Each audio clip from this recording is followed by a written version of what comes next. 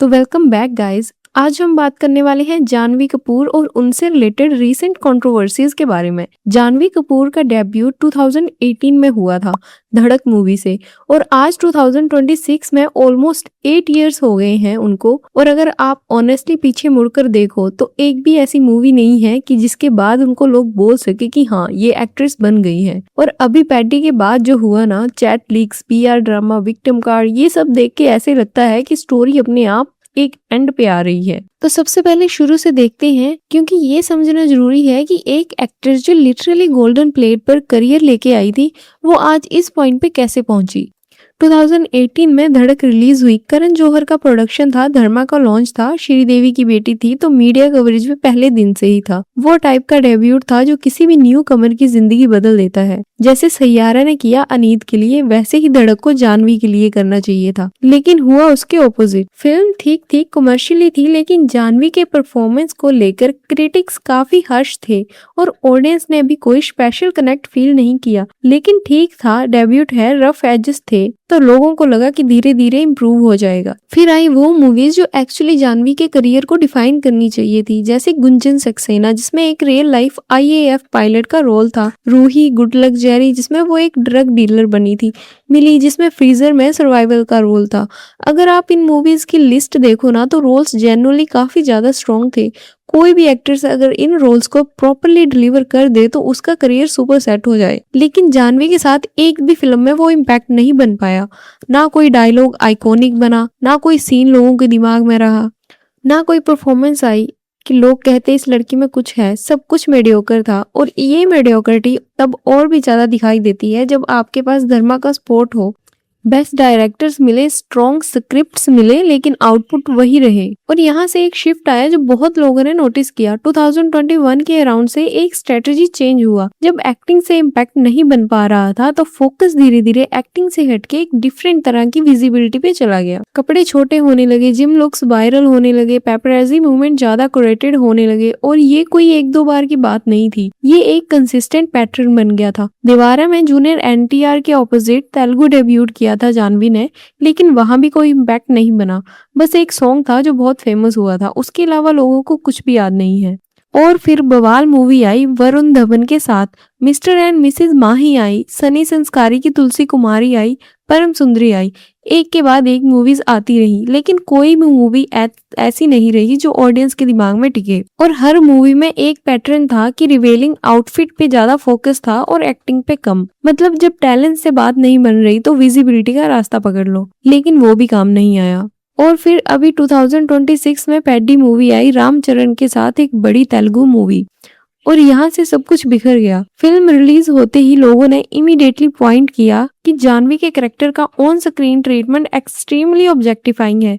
Camera angles deliberately ऐसे थे कि कैरेक्टर डेप्थ की जगह फिजिक ऑब्जेक्टिफिकेशन पे फोकस था। इंट्रोडक्शन से लेकर लास्ट तक लोगों ने कॉल आउट किया कि ये एक एक्ट्रेस के साथ क्या हो रहा है ऑन स्क्रीन।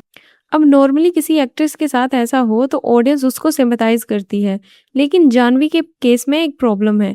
वो सेम एक्ट्रेस है जिसने पिछले कुछ सालों में खुद अपनी इमेज उसी डायरेक्शन में पुश की है। जब आप खुद कंसिस्टेंटली एक सर्टेन टाइप की विजिबिलिटी चूज करते हो, तो जब कोई और वही करे तो सडनली विक्टिम बनाना मुश्किल हो जाता है ऑडियंस के लिए, और यही जानवी के साथ। और फिर आए वो लीक्ड चैट्स जो पूरे सिचुएशन को एक और लेवल पर ले गए। जानवी के एलिज्ड प्राइवेट चैट्स फैन अकाउंट्स के थ्रू सरफेस हुए, जिसमें रिपोर्टेडली उन्होंने बोला था कि मैंने डायरेक्टर बुच्ची बाबू साना से क्लियरली कहा था कि नो बट और नो वेस्ट शॉट्स चाहिए। चैट्स में ये भी एलिजिडली था कि रामचरण ने उनका सपोर्ट किया था सेट पर और डायरेक्टर पे चिल्लाया भी था। जानवी ने एलिजिडली ये भी लिखा था कि you have no idea what I am going through, I am trying to reason with them. और जानवी ने श्रीलीला का एग्जाम्पल दिया कि उसकी माता हमेशा सेट पर रहती है तो एटमॉस्फेयर काफी डिफरेंट होता है, और अगर बोला कि उनके पापा बोनी कपूर भी सेट पर होते तो शायद सिचुएशन अलग होती। अब ये चैट्स ना 2025 अक्टूबर की हैं रिपोर्टेडली, मतलब फिल्म शूट के दौरान की हैं। तो सवाल ये उठता है कि अगर आपको शूटिंग के वक्त पता था कि कुछ गलत हो रहा है तो फिल्म करी क्यों, वॉक अवे क्यों नहीं किया? और अगर तब नहीं किया तो अब जब फिल्म रिलीज हो गई है और अब बैकलैश आ रहा है, तब सडनली ये चैट्स क्यों सरफेस होने लग गए हैं, और वो भी फैन अकाउंट्स के थ्रू? मतलब ये किसी रैंडम हैकर ने लीक नहीं किए हैं, ये जानवी के फैन क्लब्स में से किसी ने शेयर किए हैं जो क्लियरली उनकी टीम से कनेक्टेड है। तो ये एक पीआर मूव है, विक्टिम नरेटिव बिल्ड करना, ताकि ऑब्जेक्टिफिकेशन का ब्लेम आ रहा है वो जानवी से हटके डायरेक्टर पर चला जाए। और पैडी मूवी के डायरेक्टर ने पब्लिक अपॉलॉजी भी दी है और बोला है कि वो कंट्रोवर्शियल सीन्स को री एडिट करेंगे। तो मतलब डायरेक्टर ने एक्सेप्ट किया कि गलती हुई है।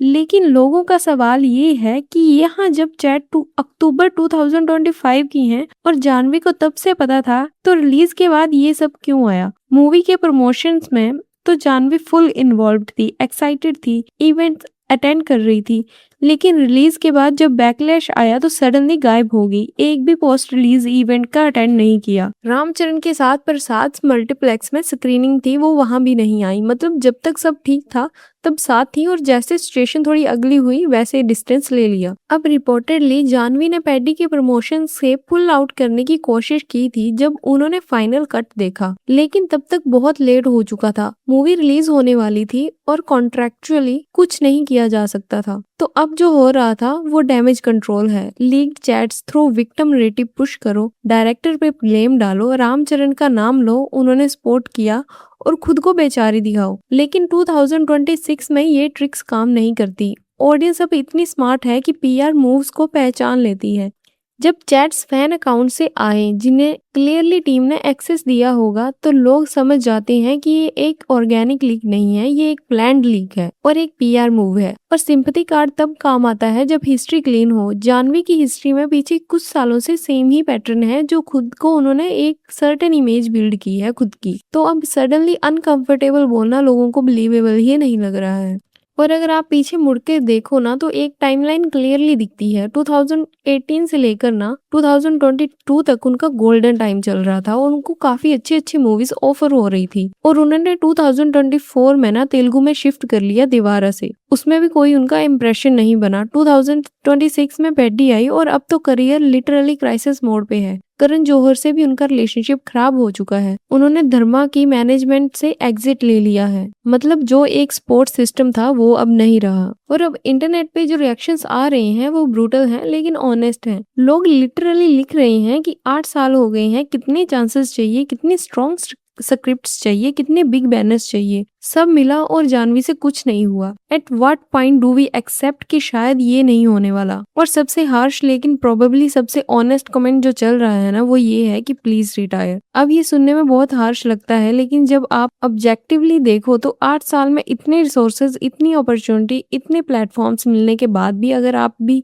एक भी मेमोरेबल परफॉर्मेंस नहीं दे पाए, तो ऑडियंस का पेशेंस खत्म होना नेचुरल है। और अब पैडी की इस कंट्रोवर्सी के बाद ना सिचुएशन और भी मुश्किल हो गई है, क्योंकि अब तेलुगु इंडस्ट्री में उनके लिए डोर्स क्लोज हो सकते हैं। रिपोर्ट्स आ रही हैं कि बड़े तेलुगु स्टार्स और डायरेक्टर जानवी के साथ काम करने से पहले 2 बार सोचेंगे, क्योंकि पैडी का कंट्रोवर्सी उनके साथ अटैच हो गया है। और बॉलीवुड में पहले से कोई मेजर हिट नहीं है, तो वहाँ भी सिचुएशन वही है। हम ये नहीं बोल रहे कि जानवी को हेट मिलनी चाहिए उनके इन एक्शंस के लिए, लेकिन एक पॉइंट आता है जब आपको ऑनेस्टली एक्सेप्ट करना पड़ता है कि शायद ये फील्ड आपके लिए है ही नहीं। वैसे तो साउथ की मूवीज में विमेन को ऑब्जेक्टिफाई करना कोई बड़ी बात नहीं है, ये काफी टाइम से होता आ रहा है। लेकिन जानवी के पास वो पावर थी कि वो उनको मना कर सकती थी, लेकिन उन्होंने नहीं किया। आपका क्या कहना है? जानवी को और टाइम देना चाहिए या 8 साल काफी हैं ये डिसाइड करने के लिए कि एक्टिंग उनके बस के बाहर है? और क्या ये आपको लीक्ड वाली चैट्स जेन्युइन लगती हैं या सिर्फ एक पीआर मूव है?